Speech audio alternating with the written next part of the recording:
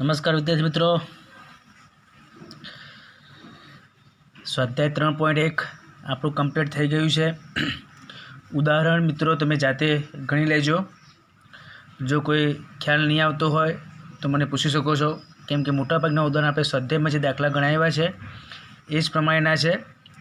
આગળ હવે આપણે નવી થિયરીની વાત કરીએ, ત્રિકોણમિતીય વિધેયો।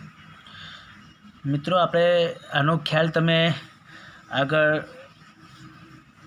10મા ધોરણમાં મેળવેલો છે, અગાઉના ધોરણમાં। આપણે ત્યાંથી શરૂઆત કરીએ। એક આપણે અહીંયા કાટકોણ ત્રિકોણ બતાવેલો છે ABC। આ એમાં ખૂણો જે B છે એ કાટકોણ છે અને એને અનુલક્ષીને આપણે કોઈ અહીંયા થીટા ખૂણો ધારેલો છે। તો આ થીટાને સમજીએ મિત્રો। તો આ થીટા માટે આ જે બાજુ છે એ શું થશે? સામેની બાજુ થશે। ને આ થીટાને નજીક આવેલી છે, પાસે આવેલી છે આ બાજુ, એને અડીને જ છે, એટલા માટે એને આપણે શું કહીશું? પાસેની બાજુ। અને જે આ છે જેની લંબાઈ સૌથી વધુ છે એને આપણે કર્ણ કહેતા છીએ મિત્રો। આના વિશે તો તમે જાણતા જ હશો, સામેની બાજુ, આ પાસેની બાજુ ને આ કર્ણ। જો થીટા ખૂણો આપણે અહીંયા રાખીએ તો આ સામેની બાજુ થઈ જાય, આ પાસેની બાજુ થઈ જાય અને કર્ણ તો એના જ રહેશે। અને આપણે પાયથાગોરસના સિદ્ધાંત મુજબ આ સૂત્ર પણ જાણતા છીએ, AB² + BC² = AC²। આ પાયથાગોરસનો સિદ્ધાંત હતો મિત્રો। આપણે કાટખૂણો સમાવતી બંને બાજુઓના વર્ગોનો સરવાળો એક કર્ણની લંબાઈના વર્ગ જેટલો હોય છે। હવે આગળ વધીએ મિત્રો આપણે। તો જે જાણીએ છીએ આપણે ફટાફટ એને રજૂઆત કરી નાખીએ। સાઇન થીટા એટલે આપણે શું કહેતા? સામેની બાજુ ભાગ્યા કર્ણ કહેતા। સામેની બાજુ ભાગ્યા કર્ણ એટલે આકૃતિમાં તમે જુઓ તો AB ભાગ્યા AC થશે। કોસ થીટા = પાસેની બાજુ ભાગ્યા કર્ણ રીતે આપણે વ્યાખ્યાયિત કરતા, એટલે BC ભાગ્યા આપણે AC લખેલું છે। ટેન થીટા એટલે સામેની બાજુ ભાગ્યા પાસેની બાજુ કહેતા મિત્રો આપણે। તો AB ભાગ્યા BC એટલે સાઇન થીટા ભાગ્યા કોસ થીટા, આપણે એને સાઇન થીટા ભાગ્યા કોસ થીટા પણ કહી શકીએ। સાઇન ભાગ્યા કોસ કરો તો મિત્રો અહીંયા કર્ણ નીકળી જાય, એટલે સામેની બાજુ ભાગ્યા શું આવી જાય? પાસેની બાજુને, જેને આપણે શું કહેતા? ટેન થીટા કહેતા આપણે। એટલે ten theta = sine theta / cos theta પણ લખી શકાય છે મિત્રો। આ પણ તમે ખાસ ધ્યાનમાં રાખજો સૂત્ર। કોસેક થીટા એ આપણે કહેતા કે સાઇનનું શું છે? વ્યસ્ત છે। કોસેક થીટા એ સાઇનનો વ્યસ્ત છે, એટલે કોસેક થીટા = 1/sin θ। જો એની વાત કરો તો કર્ણ ભાગ્યા શું આવશે? સામેની બાજુ આવશે। સેક થીટા = 1/cos। સેક એ કોસનો વ્યસ્ત છે તો આપણે લખીશું 1/cos θ। એમાં એનું સૂત્ર આવશે કર્ણ ભાગ્યા પાસેની બાજુ આવશે। કોટ થીટા = cos θ ભાગ્યા sin θ। આ સંબંધ પણ જાણતા છે। કોટ થીટા કોનો વ્યસ્ત છે? તો એ ટેનનો વ્યસ્ત છે, એટલે 1/tan θ પણ કહી શકાય મિત્રો। અહીંયા = પાસેની બાજુ ભાગ્યા સામેની બાજુ। એટલે અહીંયા મુખ્ય જોવા જઈએ મિત્રો આપણે તો આમ 3 વિધેય કહી શકાય, સાઇન થીટા, કોસ થીટા અને ટેન થીટા। સાઇનનો વ્યસ્ત કયો તો કોસેક, અને કોસેકનો વ્યસ્ત કયો તો સાઇન, એમ પણ દર્શાવી શકાય। કોસ થીટાનો વ્યસ્ત કયો? સેક થીટા, અને સેક થીટાનો વ્યસ્ત કયો? તો કોસ થીટા। ટેન થીટાનો વ્યસ્ત કયો? તો કોટ થીટા, અને કોટ થીટાનો વ્યસ્ત કયો? તો ટેન થીટા। આ પ્રમાણે મિત્રો એકબીજાના સંબંધ જે છે એ ખૂબ જ ધ્યાન રાખજો, કેમ કે દાખલામાં એનો ઉપયોગ થશે, એટલે તમને એમના સંબંધો વિશે ખ્યાલ હોવો જોઈએ, એના સૂત્ર વિશે ખ્યાલ હોવી જોઈએ। ત્રિકોણમિતીય વિધેયમાં સૂત્ર અગત્યના છે અને દરેક સૂત્ર તમને યાદ હોવા જોઈએ। આગળ વધીએ મિત્રો આપણે। અગત્યના નિત્યસમ છે, આનો પણ આપણે ઉપયોગ કરેલો છે દાખલામાં। cos² θ + sin² θ = 1। આ સૂત્ર આપણે હમણાં આગળ મેળવીએ મિત્રો। cos² θ = 1 - sin² θ। cos² θ + sin² θ = 1। તો આપણે જો cos² θ ફક્ત મેળવ્યું તો sin² ને આપણે જમણી બાજુ લઈ જઈશું, એટલે એનું ચિહ્ન બદલાઈ જશે, એટલે 1 - sin² θ મિત્રો। એ જ રીતે જો તમારે sin² θ ને મેળવવું હોય તો sin² θ = 1 - cos² θ। એટલે એના આ આપણું મેઇન સૂત્ર છે મિત્રો। एना परथी आपणे बीजा बे सूत्रो मळता छे। ए ज रीते आपणे वात करीए सेक्वोट थीटा माइनस टेनवोट थीटा इज इक्वल टू 1, तो सेक्वोट थीटा इज इक्वल टू टेनवोट थीटा ने आपणे जमणी बाजू लईए तो आ माइनस छे तो शुं थशे प्लस थशे, એટલે सेक्वोट theta is equal to 1 plus tan वर्ग थीटा। અને જો આપણે ટેન વર્ગને કરતા બનાવીએ તો મિત્રો આ બાજુ જશે તો આ પ્લસ થશે, પણ 1 આ બાજુ આવશે તો માઇનસ થશે, એટલે ટેનવોટ થીટા ઇઝ ઇક્વલ ટુ સેક્વોટ થીટા માઇનસ 1 આ સૂત્ર બનશે। એટલે અહીંયા તમારે મિત્રો ખાસ આ સૂત્ર યાદ રાખવાનું છે અને એના પરથી આપણે આ બંને સૂત્ર મેળવી શકતા છીએ। સેક્વોટ થીટા માઇનસ ટેનવોટ થીટા ઇઝ ઇક્વલ ટુ 1। એ જ રીતે મિત્રો અહીંયા અગત્યનું સૂત્ર આપણા માટે આ છે કોસેક વર્ગ થીટા માઇનસ કોટ વર્ગ theta is equal to 1। Cosec વર્ગ થીટા ઇઝ ઇક્વલ ટુ કોટ વર્ગ થીટા તમે આ તરફ લઈ જાઓ તો 1 પ્લસ કોટ વર્ગ થીટા મિત્રો થશે। જો કોટ વર્ગને કરતાં બનાવવું હોય તો કોટ વર્ગ theta is equal two cosec વર્ગ થીટા માઇનસ 1 મળશે આપણને। આ મેઇન નિત્યસમ છે, આ બંને નિત્યસમ એના પરથી તારવવામાં આવતા છે, બરાબર?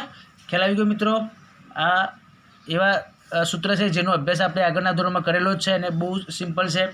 આગળ વધીએ મિત્રો આપણે અહીંયા ત્રિકોણમિતિય વિધેયોમાં જ આપણે આગળ વધવાનું છે। અહીંયા એક આપણે વર્તુળ દોરેલું છે મિત્રો, આ એક ખાસ આપણા માટે વર્તુળ છે। અહીંયા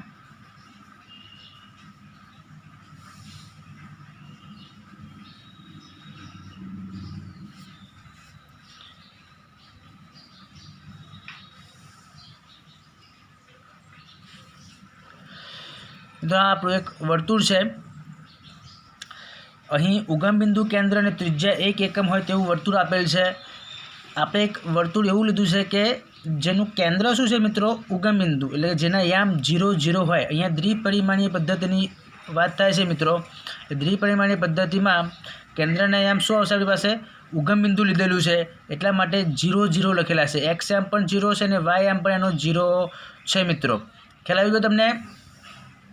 એ જ રીતે ત્રિજ્યા કેટલી લખી છે? ત્રિજ્યા 1 એકમ હોય, એટલે કે ત્રિજ્યા તમારે જે પણ હોય એ 1 એકમ લેવાનું છે મિત્રો। જુઓ અહીંયા આપણે ત્રિજ્યા 1 એકમ લીધી છે, અહીંથી આમ જાઓ તો પણ એ 1 એકમ, અહીંથી આ પણ બધી ત્રિજ્યાઓ જ છે। ત્રિજ્યા બરાબર શું લેવાનું છે આપણે? 1 એકમ। એટલા માટે મિત્રો ખાસ કરીને તમે યામ જુઓના, જે એ બિંદુ છે એ એક્સ અક્ષ પરનું બિંદુ છે। કોના પરનું છે? એક્સ અક્ષ પરનું બિંદુ છે। અને મેં અહીંયા ત્રિજ્યા શું લીધેલી છે? 1 એકમ લીધેલી છે। એટલે અહીંથી અહીંયા સુધીનું અંતર કેટલું કહેવાય? 1 એકમ જેટલું કહી શકાય ત્રિજ્યા હોવાના કારણે। એટલે એના યામ શું લખ્યા મેં? 1 0। કેમ કે એનું એક્સ યામ 1 થઈ જાય, પરંતુ એ એક્સ અક્ષ પરનું બિંદુ હોવાથી એનો વાય યામ શું થવાનો? 0 થવાનો। હંમેશા કોઈપણ બિંદુ જો એક્સ અક્ષ પર આવેલું હોય તો એનો વાય યામ હંમેશા શું જાય મિત્રો? 0 રહેશે। એ જ રીતે આપણે આ તરફ વિચારીએ, માની લો કે આ કોઈ સંખ્યા રેખા છે મિત્રો, આ 0 છે તો જમણી બાજુ બધી ધન સંખ્યાઓ આવશે, ડાબી બાજુ શું આવશે? બધી ઋણ સંખ્યાઓ આવશે। આપણે વાત કરીએ કે આ જે વર્તુળ છે એનું ત્રિજ્યા કેટલી છે? 1 એકમ છે, એટલે આ પણ ત્રિજ્યા છે અહીંયા, એટલે ત્રિજ્યા 1 એકમ છે પણ એની દિશા ઋણ છે। એટલા માટે ઓથી એ ડેશનું જે અંતર બતાવેલું છે કેવું થશે? -1 લખીએ આપણે। ત્રિજ્યા તો ધન જ હોય મિત્રો હંમેશા, પણ દિશાના સંદર્ભમાં એ -1 થશે, એટલે એ ડેશના આપણે શું લખાય છે? -1 0। કેમ કે આ પણ એક્સ અક્ષ પરનું બિંદુ છે, એટલે એનો વાય યામ શું આવશે? હંમેશા 0 આવશે મિત્રો। એ જ રીતે અહીંયા વિચારીએ તો આ જે બીના યામ છે, જુઓ એ બી એક કયા અક્ષ પરનું બિંદુ છે? તો એ વાય અક્ષ પરનું બિંદુ છે। વાય અક્ષ પરનું કોઈ પણ બિંદુ હોય તો એનું એક્સ યામ હંમેશા શું આવે મિત્રો? 0 આવે। અહીંયા પણ જુઓ ને અહીંયા પણ જુઓ, વાય અક્ષ પરના કોઈ પણ બિંદુનો એક્સ યામ હંમેશા 0 હોય। હવે અહીંથી આ ધન વાય અક્ષ છે, એટલા માટે અહીંયા બધા મૂલ્ય ધન આવશે। તો અને આ ત્રિજ્યા છે, તો ત્રિજ્યા આપણે 1 એકમ લીધી છે, એટલે અહીંયા શું લખ્યું છે? એનો વાય યામ આપણે 1 લખેલો છે। એક્સ યામ 0 અને વાય યામ શું લખેલું છે? 1। એ જ રીતે અહીંયા જો બી ડેશની વાત કરીએ તો 0 કેમ કે વાય અક્ષ પરનું બિંદુ છે, એટલે એક્સ યામ 0 આવશે, અને અહીંથી તમે એનું અંતર 1 એકમ છે પણ ઋણ દિશા છે, એટલા માટે એનો વાય યામ આપણે -1 લખેલો છે। એટલે આ એ બી એ ડેશ બી ડેશ આ ચારે ચાર બિંદુઓના યામ આપણે આ એકમ વર્તુળ છે એટલા માટે નક્કી કરી શકતા છીએ। બરાબર? ખ્યાલ આવી ગયો મિત્રો? તો એ ઉગમ બિંદુ કેન્દ્ર અને ત્રિજ્યા 1 એકમ હોય તેવું વર્તુળ આપણે લીધેલું છે। હવે ધારો કે અહીંયા એક આપણે ખૂણો લીધો છે, આ એ ઓ પી ખૂણો એ ઓ પી, એટલે આ ખૂણાની વાત ચાલે છે મિત્રો। એ આપણે ધારેલું છે કેટલો છે? થીટા છે અહીંયા।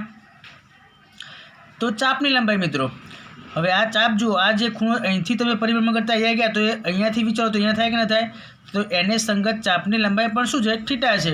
એટલે કે જે ખૂણો છે એ જ વાસ્તવમાં શું છે, ચાપની લંબાઈ થીટા હોય તેવું વર્તુળ પરનું બિંદુ એક PXY લીધેલું છે. આપણે અહીંયા વર્તુળ પરનું બિંદુ એક PXY દર્શાવેલું છે. હવે આપણે આગળ વધીએ. cos θ = x. હવે આપણે મિત્રો cos θ ની વ્યાખ્યા જાણી છે. cos θ એટલે શું થશે, પાસેની બાજુ ભાગ્યા કર્ણ. તો હવે આ એક ત્રિકોણ છે મિત્રો, જુઓ અહીંયા તમે ધ્યાનથી, ત્રિકોણ POQ અથવા QOP કોઈ પણ લખી શકાય મિત્રો, PQO. તો આ ત્રિકોણ એક કાટકોણ ત્રિકોણ છે. તો એમાં આ થીટાની વાત કરીએ તો cos θ બરાબર પાસેની બાજુ ભાગ્યા તમે કર્ણ કરો તો x/1 થાય. એટલે cos θ = પાસેની બાજુ ભાગ્યા કર્ણ, એટલે પાસેની બાજુ કેટલી છે, x ભાગ્યા 1. કોઈપણના છેદમાં તમે 1 લખો તો જવાબ શું આવે, એ પોતે જ આવશે. એટલે cos θ બરાબર x થાય. તથા y બરાબર વાત કરીએ આપણે sin θ ના સંદર્ભમાં વાત કરીએ મિત્રો, તો sin θ બરાબર શું થશે, સામેની બાજુ ભાગ્યા કર્ણ. સામે તો શું છે આપણી પાસે y ભાગ્યા 1 કરો તો જવાબમાં શું આવશે, એટલે અહીંયા y બરાબર આપણે sin θ લખેલું છે. cos θ બરાબર x થાય અને y બરાબર શું થશે મિત્રો, અહીંયા sin θ. તો હવે આકૃતિ પરથી વાત કરી મુજબ કે જે ત્રિકોણ OQP છે એ કાટકોણ ત્રિકોણ છે, અને કાટકોણ ત્રિકોણ હોય તો પાયથાગોરસના સિદ્ધાંત મુજબ શું લખી શકીએ આપણે, અહીંયા OQ² + PQ² = OP². આ કર્ણ છે આપણા માટે, આ કર્ણ છે OP². તો OQ તો આનું અંતર અહીંયા કેટલું છે, x છે, તો x² આ +y² = 1. અને xની કિંમત કેટલી છે મિત્રો, cos θ, અને yની કિંમત કેટલી છે, sin θ. તો cos² θ + sin² θ = આપણને 1 મળશે. જે આપણે આગળ નિત્યસમની વાત કરી છે, નિત્યસમ આ રીતે ટૂંકમાં મેળવી શકાય છે. બરાબર, થિયરી થોડું ડીપમાં છે મિત્રો, પણ આપણે સરળતા ખાતર ઝડપથી તમને ખ્યાલ આવે એ રીતે આપણે સમજાવતા છીએ. હવે મિત્રો અહીંયા ખાસ સમજજો, cos² θ = શું લખાશે, cos θ આખાનો વર્ગ છે. cos θ આખાનો વર્ગ હોય એનો મતલબ કે cos θ. હવે આ એનું મૂળ સ્વરૂપ છે, પરંતુ દર વખતે એને લખવામાં આ રીતે આવતું છે, cos² θ બોલાતું આ રીતે છે. cos θ આખાનો વર્ગ બોલાતું નથી, આપણે સામાન્ય રીતે cos² θ બોલીશું. અને એ જ રીતે તો sin θ આખાનો વર્ગ હોય તો તમારે આને sin² θ સમજવાનું. મિત્રો આ વસ્તુ અલગ છે, sin θ² હોય તો એ અલગ વસ્તુ. એ આ શું બતાવે છે, થીટાનો વર્ગ બતાવે છે, આખાનો વર્ગ બતાવતું નથી. એટલે આ અને આ બંને એક જ છે, પરંતુ આ એનાથી અલગ છે, is not equal to sin θ². આ સમજજો મિત્રો, આ અલગ વસ્તુ, આ થીટાનો વર્ગ છે, આખાનો વર્ગ છે નહીં. આખાનો વર્ગ હોય તો આપણે એને આ રીતે લખી શકીએ. બરાબર, એટલે થોડી ભૂલ થાય નહીં. હવે મિત્રો આપણે આકૃતિ પરથી એના યામની વાત કરીએ. હવે મિત્રો અહીંયા સમજીએ ખાસ આપણે, એના યામ 1 0 છે. મેં તમને સૌથી પહેલાં સમજાવ્યું છે કે ત્રિજ્યા 1 એકમ છે અને બિંદુ x અક્ષ પર છે, એટલે અહીંથી આ એનું અંતર જે છે એ 1 એકમ થશે અને એનો y યામ શું આવશે, 0 આવશે. x અક્ષ પરનું બિંદુ છે એટલા માટે. એ રીતે ચારે બિંદુના યામ જે છે મેં તમને શરૂઆતમાં સમજાવી દીધા છે મિત્રો, કેવી રીતના આવતા છે. હવે અહીંયા આપણે સમજીએ મિત્રો ખાસ, તો આ θ બરાબર 0 છે મિત્રો. જુઓ આ શું છે, θ બરાબર 0. આ ધન x અક્ષ છે. હંમેશા આપણે ખૂણાની શરૂઆત કરતા હોય તો ધન x અક્ષથી કરવાની છે, અને અહીંયાથી શરૂઆત થાય અહીંયા થીટાનું મૂલ્ય કેટલું છે મિત્રો, 0 છે. હવે તમે આપણે એક પૂર્ણ પરિભ્રમણ કરીએ મિત્રો, એક પૂર્ણ પરિભ્રમણ એટલે કેટલા અંશ ફરીએ આપણે, 360 અંશ. હવે અહીંયા તમે જુઓ તો 4 એક સરખા ભાગ પડતા છે મિત્રો. આ પહેલો ભાગ છે, આ બીજો, ત્રીજો અને ચોથો. તો આ પહેલો ભાગ છે, તો 360નો ચોથો ભાગ કેટલો થાય મિત્રો, 360/4 = 90. એટલે આ જે પહેલો ભાગ છે, એટલે અહીંથી તમે અહીંયા જાઓ તો એ ખૂણાનું માપ કેટલું આવશે, 90, એટલે કે π/2 મિત્રો આવશે તમારી પાસે. એટલે અહીંયા મેં θ બરાબર 0 લખેલા છે ને અહીંયા θ બરાબર π/2 લખેલા છે. આઈડિયા આવી ગયો મિત્રો. આ ચોથો ભાગ છે, આખા પરિભ્રમણનો ચોથો ભાગ છે, એટલે કે 2π રેડિયનની વાત કરીએ તો 2π નો ચોથો ભાગ, 2π/4 કરો તો π/2 આવે કે ના આવે મિત્રો, તો આ π/2 એટલે જ 90 મિત્રો. આ સમજતા રહેજો, રેડિયન અને અંશ માપને તમારે હવે સમજતા રહેવાનું છે. એ જ રીતે મિત્રો આગળ વધીએ આપણે, તો આ બંને ભાગને ભેગા કરો તમે મિત્રો તો 2 ભાગ થશે. એટલે 360નો ધારો કે બીજો ભાગ અડધો ભાગ કહીએ તો આ 180 થશે। એટલે અહીંયા મેં થીટા બરાબર પાય લખેલું છે। જુઓ મિત્રો, અહીંથી પરિભ્રમણ કરતાં અહીંયા આવીએ તો અહીંયા થીટાનું મૂલ્ય કેટલું થાય? પાય થશે। હવે અહીંયા 3 ભાગ ભેગા થાય છે। એક ભાગનું મૂલ્ય કેટલું છે? π/2 છે। આનું પણ π/2 ને આનું પણ π/2। જો 3 ભેગા થશે તો શું લખાય? 3π/2। એક જે ભાગ છે અહીંયા 2πના 4 એક સમાન ભાગ પડે છે, તો દરેક ભાગનું મૂલ્ય કેટલું હોય? π/2। તો આ π/2, આ π/2 ને આ π/2, 3 વખત π/2 આવશે તો 3π/2। એટલે અહીંથી તમે આ ખૂણાની વાત કરો, અહીંથી મારીને આ ખૂણાની, તો એ ખૂણો કેટલો આવશે? થીટા બરાબર 3π/2। ખ્યાલ આવતો છે મિત્રો? એ જ રીતે તમે ફરી પાછા અહીંયા આવી જાઓ તો આપણે વાત કરીએ મુજબ કે એક પરિભ્રમણ પૂર્ણ થઈ જાય છે। એક પરિભ્રમણ પૂર્ણ એટલે 2π। શું કહીશું આપણે? 2π। એટલે થીટા ઇઝ ઇક્વલ ટુ 2π, બરાબર। આ રીતે આપણે એક પરિભ્રમણ પૂર્ણ કરીએ તો અક્ષો પર આપણને કયા કયા મૂલ્ય મળશે? તો થીટા બરાબર 0થી શરૂઆત કરીશું। અહીંયા આવશે બી બિંદુ પાસે થીટા બરાબર π/2, એ ડેશ બિંદુ પાસે આવશે થીટા બરાબર પાય, અને અહીંયા આવશે થીટા બરાબર 3π/2, અને ફરી પાછા અહીંયા આવશો એટલે થીટા બરાબર 2π લખાશે। આમ આપણું એક પરિભ્રમણ પૂર્ણ થશે। મિત્રો અહીંયા શું ધ્યાન રાખવાનું છે ખાસ એટલા માટે છે કે કેટલાક મૂલ્ય આપણને એકમ વર્તુળ પરથી મળી જાય છે, કેટલાક મૂલ્ય આપણને એકમ વર્તુળ પરથી મળી જાય છે જે આપણે યાદ રાખવા પડતા નથી। એટલા માટે ધારો કે આપણે વાત કરીએ મુજબ અહીંયા મિત્રો હંમેશા યાદ રાખજો, એકમ વર્તુળ પર કોઈપણ બિંદુ હશે એનો પહેલો જે એક્સ એમ હશે એ હંમેશા શું દર્શાવશે? cos θ। આપણે અહીંયા તમને વાત કરીએ મુજબ cos θ બરાબર x અને y બરાબર sin θ। એટલે એકમ વર્તુળ પરનું કોઈપણ બિંદુ P હશે તો એનો એક્સ એમ બરાબર તમારે શું લખવાનું? cos θ બતાવશે, અને y એમ તમને કોનું મૂલ્ય આપશે? sin θનું મૂલ્ય આપશે। મિત્રો આ હંમેશા યાદ રાખજો તમે કે x બરાબર cos θ અને y બરાબર sin θ। તો અહીંયા આપણે જોઈએ કે એના યામ કયા છે? 1 0 છે। તેથી અને એના પાસે થીટાનું મૂલ્ય કેટલું છે મિત્રો? 0 છે। એની પાસે થીટાનું મૂલ્ય કેટલું છે? 0 છે। અહીંયા થીટા બરાબર 0 થી આપણે શરૂઆત કરતા છીએ, આ અહીંથી 0, તો અહીંયા શું થશે? cos 0નું મૂલ્ય કેટલું? તો 1, અને sin 0નું મૂલ્ય કહેતો 0। એટલા માટે cos 0 બરાબર 1 અને sin 0 બરાબર 1। એટલે એના યામ પરથી આપણને માહિતી મળતી છે કે cos 0નું મૂલ્ય કેટલું? 1 અને sin 0નું કેટલું? 0। એ જ રીતે બીના યામ કેટલા છે? જુઓ મિત્રો 0 અને 1 છે, અને બી પાસે થીટાનું મૂલ્ય કેટલું છે મિત્રો? π/2 છે। જુઓ તમે ધ્યાનથી, બી પાસે થીટાનું મૂલ્ય કેવું છે? આપણી પાસે π/2 છે। એટલે બીના યામ 0 1 છે, તેથી cos π/2 પહેલો યામ cos થાય તો cosનું મૂલ્ય કેટલું થાય છે? અહીંયા પહેલો યામ જો પહેલો યામ cos બતાવે એટલે cos π/2 બરાબર sin π/2 બરાબર આપણી પાસે થશે 1। બીના યામ પરથી જ આપણને ખ્યાલ આવી જશે, બીનો પહેલો યામ cos બતાવે છે, બી પાસે થીટાનું મૂલ્ય કેટલું છે? π/2 છે, તો cos π/2 બરાબર 0 થશે, એટલે sin π/2 બરાબર શું આવશે? આપણી પાસે 1 આવશે। એ જ રીતે cos π એટલે કે એ ડેશ થાય આપણી પાસે -1 0 છે, ને એ ડેશ પાસે થીટાનું મૂલ્ય કેટલું છે? આપણી પાસે થીટા બરાબર π, તો એ ડેશના યામ -1 0 છે, એટલે cos πનું મૂલ્ય શું થશે? -1, અને sin πનું મૂલ્ય શું થશે? 0। એ જ રીતે મિત્રો આગળ વધીએ, બી ડેશ પાસે થીટાનું મૂલ્ય આવતું છે 3π/2, બી ડેશ પાસે થીટાનું મૂલ્ય શું? 3π/2, અને બી ડેશના એમ કહે 0 -1, પહેલો એમ cos બતાવે એટલે એનો મતલબ કે cos 3π/2 બરાબર 0 થશે, અને sin 3π/2 બરાબર -1 થશે।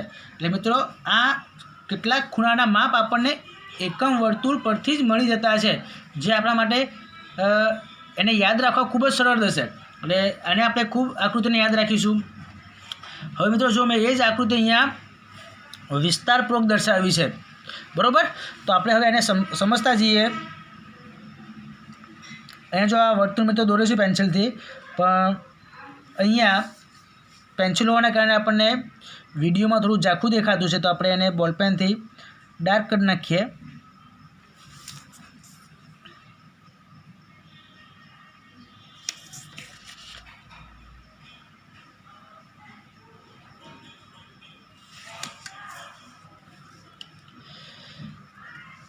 આ આપણા માટે મિત્રો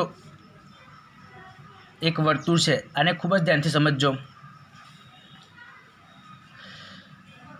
આપણે આગળ વાત કરી દીધી છે. મેં એના યામ 1 0 લખેલા છે, બીના યામ 0 1, એ ડેશના યામ -1 0, બી ડેશના યામ 0 -1.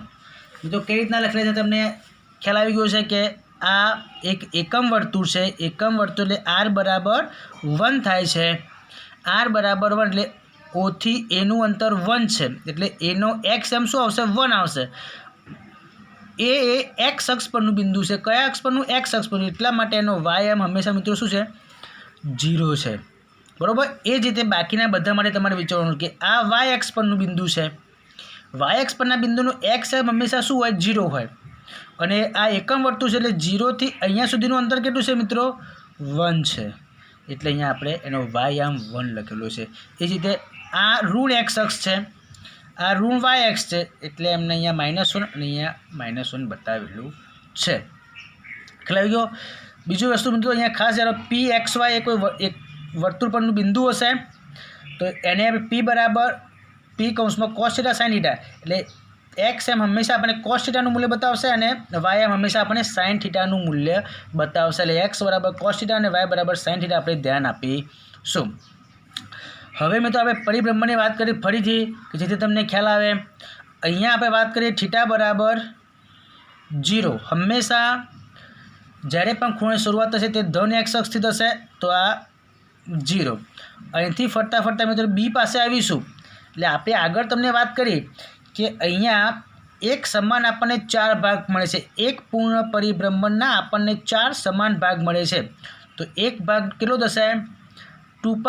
પૂર્ણ પરિભ્રમણ એટલે એનું મૂલ્ય આવશે 2π. 2π નો ચોથો ભાગ એટલે 2π/4. 2π/4 કરો મિત્રો તો આપણને શું મળશે અહીંયા? તો π/2. એટલે બીન પાસે તમે પહોંચો એટલે એનો ખૂણો કેટલો થશે? અને અહીંયાથી બટ મિત્રો તમને આઈડિયા આવી જશે કે આ કેટલાનો ખૂણો છે?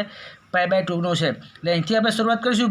દિશા આપણે આમ રાખીએ એન્ટી ક્લોકવાઇઝ, જેને શું કહીશું આપણે? ધન દિશા કહીશું મિત્રો.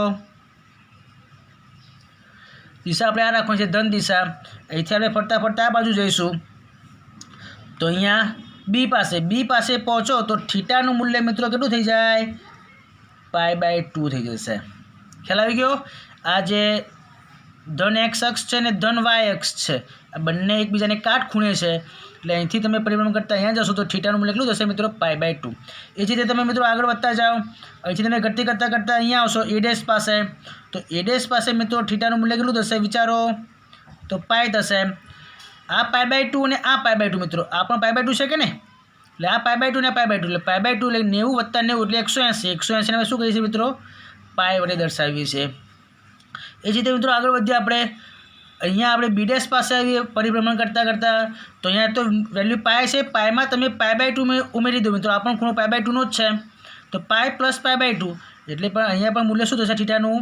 3π/2 અથવા તો આપણે એને 270 કહી શકીએ. અહીંયાથી બીજાથી પરિભ્રમણ કરતાં મિત્રો ફરી પાછા A પાસે પહોંચીશું એટલે આપણું એક પરિભ્રમણ પૂર્ણ થશે, જેને આપણે 360° કહીએ, અથવા તો રેડિયનમાં આપણે એને શું કહીશું? 2π કહીશું.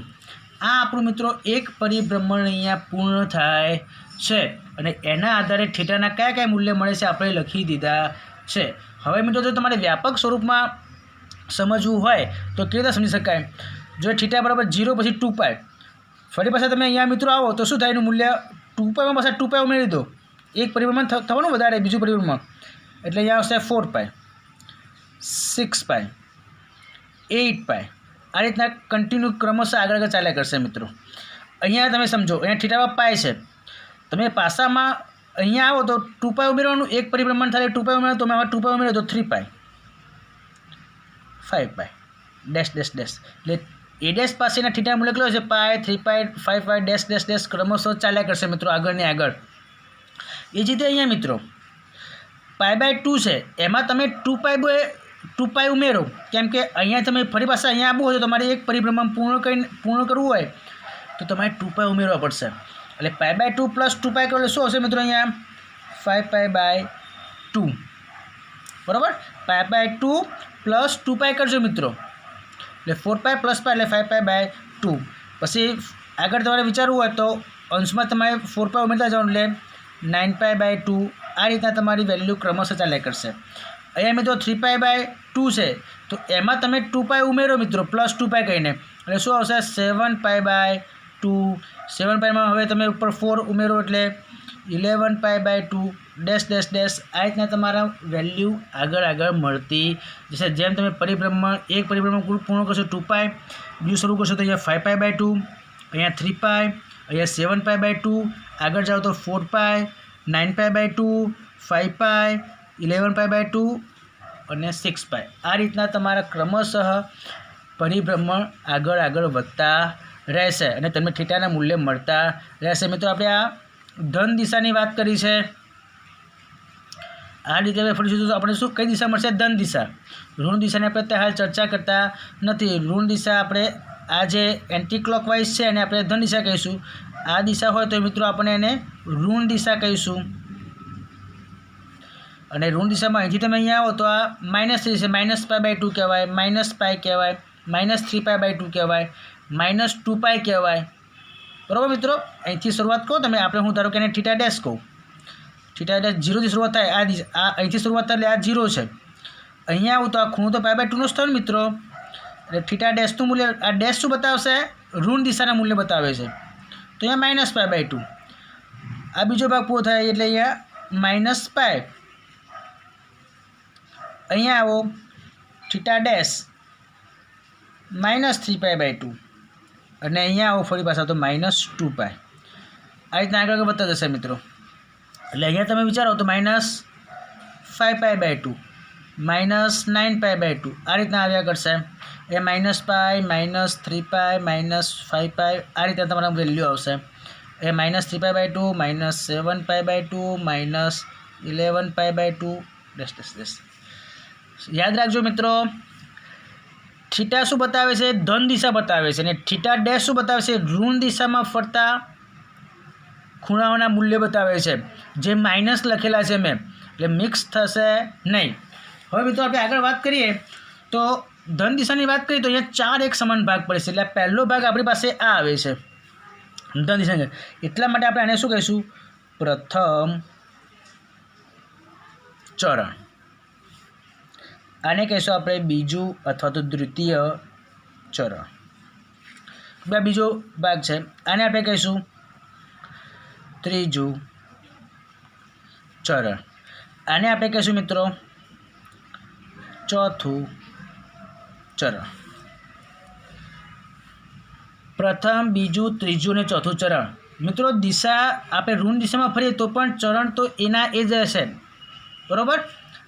આ એનું નામ આપણે ટૂંકમાં ફિક્સ કરી નાખતા છીએ કે આ જે ભાગ છે ધન x અક્ષ ને ધન y અક્ષ વચ્ચેનો જે ભાગ છે એને આપણે પ્રથમ ચરણ કહીશું। અહીંયા ઋણ x અક્ષ અને ધન y અક્ષનો ભાગ એને આપણે બીજું ચરણ કહીશું। આ ત્રીજું ચરણ અને આ આપણા માટે ચોથું ચરણ। ખાસ અગત્યની વસ્તુ છે, તમને ચરણ એટલે મિત્રો ખ્યાલ આવવો જોઈએ કે કઈ રીતના છે। કેમ કે આપણે જ્યારે દાખલા ગણીશું ત્યારે વારંવાર ચરણને યાદ કરીશું કે કયા ચરણમાં છે। સાઇન થીટા પહેલા ચરણમાં છે, બીજા ચરણમાં છે, ત્રીજા ચરણમાં છે, ટેન થીટા કયા ચરણમાં ધન છે, ઋણ છે, બધી જ ચર્ચા કરીશું। એટલે આ તમને યાદ આવવું જોઈએ। હું તમને કહું ત્રીજું ચરણ એટલે તમારા મનમાં તરત જ આ ભાગ યાદ આવવો જોઈએ, બરાબર છે। હવે મિત્રો અહીંયા વાત કરીએ, જે આ પ્રથમ ચરણ છે તો આ પ્રથમ ચરણનું મૂલ્ય કોની વચ્ચે આવે મિત્રો? તો અહીંયા તમે સમજો તો આ પહેલાં થીટા બરાબર 0 અને અહીંયા શું છે? થીટા બરાબર π/2। એટલે જો પ્રથમ ચરણની તમે વાત કરતા હોય, પ્રથમ ચરણ તો એનું મૂલ્ય કોની વચ્ચે હશે? 0 θ π/2, અથવા તો એને જો અંશમાં લખીએ તો 0 θ 90 ડિગ્રી, બરાબર છે।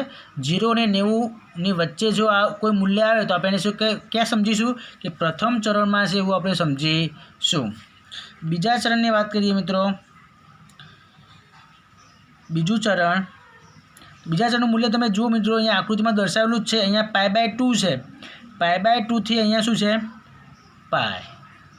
એટલે બીજા ચરણની વેલ્યુ તો π/2 θ π। જો આપણે અંશમાં લખો તો π/2 એટલે 90 અંશ, θ π એટલે 180 અંશ। બીજા ચરણની વેલ્યુ કેવું તો 90 થી માંડી 180 વચ્ચે જો કોઈ મૂલ્ય આવે થીટાનું તો સમજવાનું કે બીજા ચરણમાં એની કિંમત છે। ત્રીજું ચરણ મિત્રો વાત કરીએ આપણે ત્રીજા ચરણમાં તો pi less than theta less than 3π/2। જુઓ આકૃતિમાં મિત્રો અહીંયા થીટાની વેલ્યુ પાઈ છે, પાઈથી ગતિ પરિભ્રમણ કરતાં કરતાં આપણે અહીંયા આવ્યા તો 3π/2। તો અહીંયા આપણે pi less than theta less than 3π/2। જો આપણે વાત કરીએ અંશમાં તો પાઈ એટલે 180 અંશ less than theta less than 270 અંશ। આપણા માટે અંશમાં થશે। ચોથું ચરણ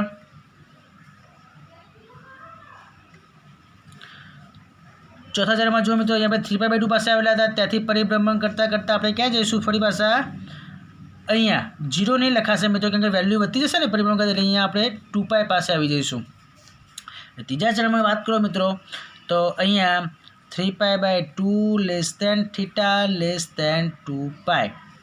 3π/2 એટલે 270 અંશ less than theta less than 360 અંશ।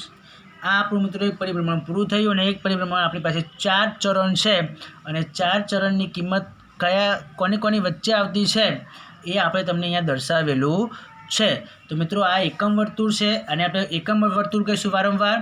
એકમ વર્તુળનો ખાસ અભ્યાસ કરજો અને આના પરથી આપણે આગળની થિયરી ની ચર્ચા કરતા રહીશું।